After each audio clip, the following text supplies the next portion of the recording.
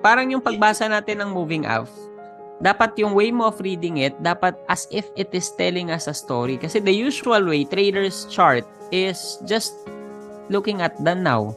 Agree? Yung ngayon lang, current price action. Shallow ba kung halimbawa, ito lang yung consolidation na hanap mo at hindi mo view kung anong context niya, anong story niya. Shallow ba yung dating? Yes. Shallow, no? Kasi ito lang nire-review mo eh. Hindi ka na tumingin ng look left eh. Anong story niya? Paano kung 100 pala yung trailing niya? Or yung context na siya ng MA100 or MA50 pala siya. Tapos for you, momentum kung momentum. Alam natin na pagka nasa 50 and 100 na tayo, mas malalim ang balik. Agree? Kaya naman, maraming nagkakatalo or nagkakaiba sa ibang traders kasi nga, they're focusing on just the now.